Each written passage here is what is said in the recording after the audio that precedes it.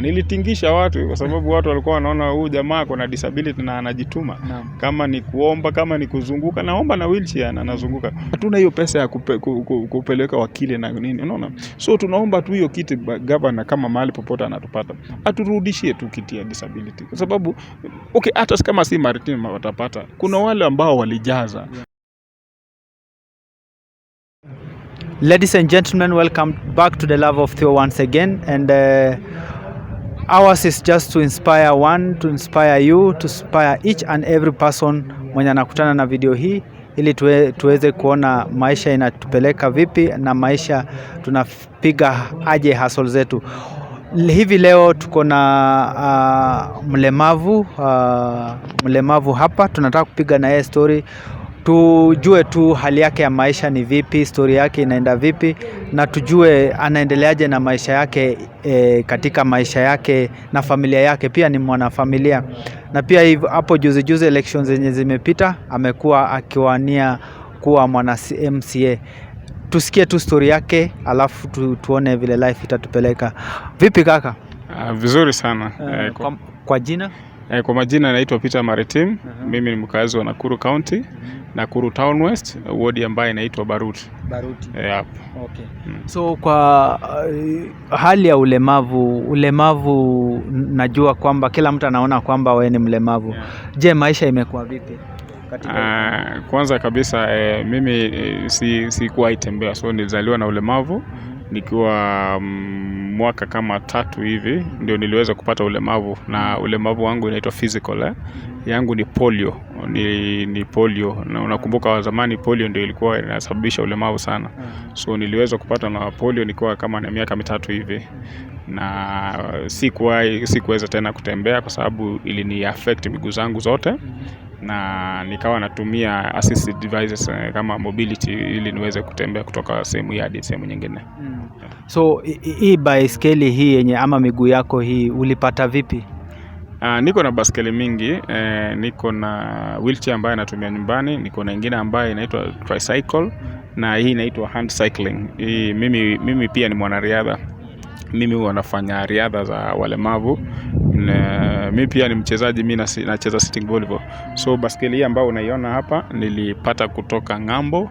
Nilitumiwa na rafiki yangu mmoja kutoka California, na aliweza kunitumia baskeli 2 baada ya kuona mimi nikifanya mchezo za ulemavu. Last year nilikuwa na participate katika Stanbic Nakuru City Marathon, na ile baskeli ambayo nilikuwa natumia iliweza kuvunjika wakati ninaenda kumaliza race na ikaniumiza. So wakati nilipost kwa social media nikapata organization moja ambayo inatoka US ambayo inajiita Inclusive Cycling International. So waliweza kuniletea baskeli hizi 2 ambaye ina cost $8,000. So hiyo ni karibu 1840 ukiconvert into Kenya. Hii baskeli moja hii ni 370,000. So nikiongeza na hiyo nyingine ambayo niko nyumbani. So hii baskeli ninafanya mazoezi kwa sasa ninafanya mazoezi ya kwenda kuwakilisha Nakuru County katika nyanja mbalimbali katika paracycling racing. Yeah. Okay. Kabla tujaingia sana kwa hiyo racing ama vile umekuwa michezo zako, tunataka nikuulize tu, je, wazazi wako kuna siku yoyote wameichukulia vipi ila tangu hiyo ulikuwa mdogo? Mimi nimezaliwa na mama na baba, na tuko 8, wasichana 4 na vijana 4. So katika familia yetu mimi ndio niko na ulemavu. So mzazi wakati aliona nina shida ameng'ang'ana na mimi kuhakikisha kwamba hata mimi naweza ishi maisha mzuri kama watoto wengine. So mimi sikutengwa na mzazi wangu. Na ile kitu tunaweza sema ni watu wa nje, lakini watu wa nyumbani walinipenda, wazazi wangu walinipenda, ingawa baba aliaga, lakini tunaishi na mama yangu amenipenda na amenishughulikia. Hata katika hiyo jamii mama ananipenda kwa sababu pia mimi ni mtu wa bidii.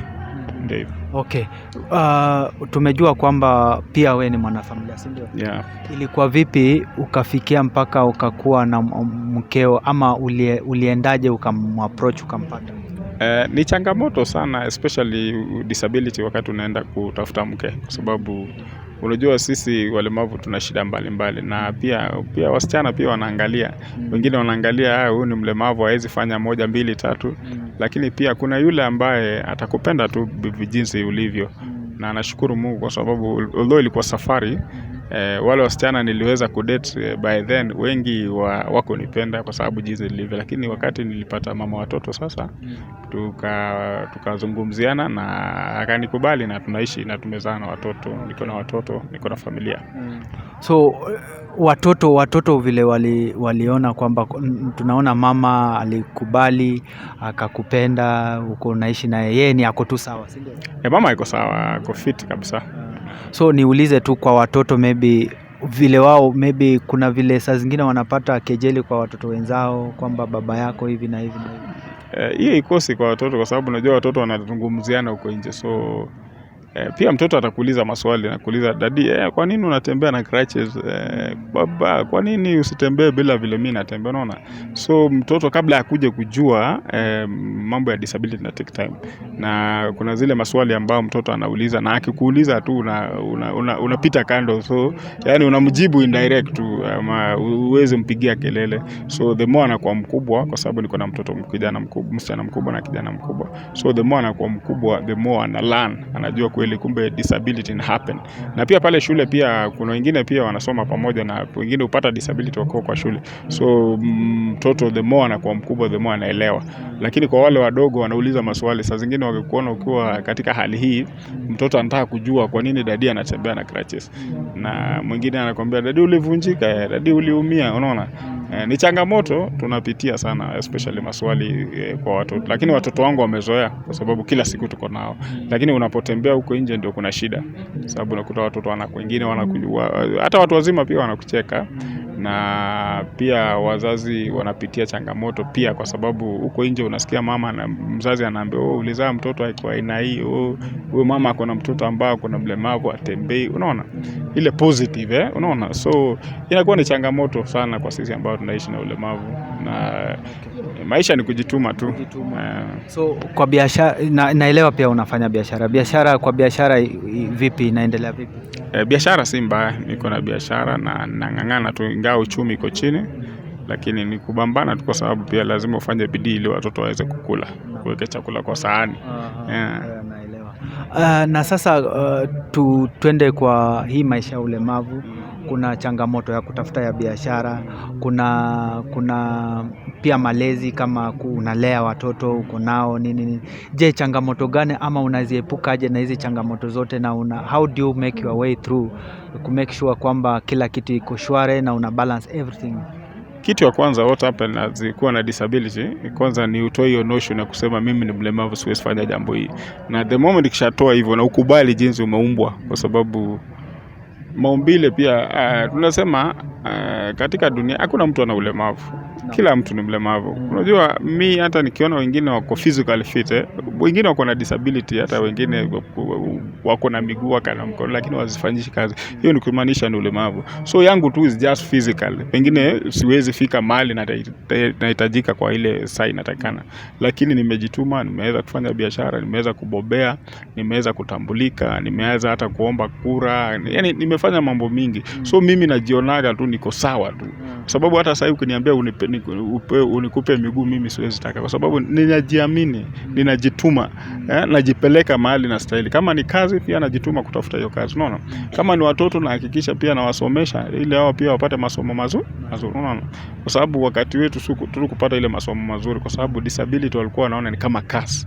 Lakini saa hii vile maisha iko ni kujituma tu na kufanya kazi kwa bidii, na pia kuomba Mwenyezi Mungu aweze kukusaidia katika maisha yako yote. Okay.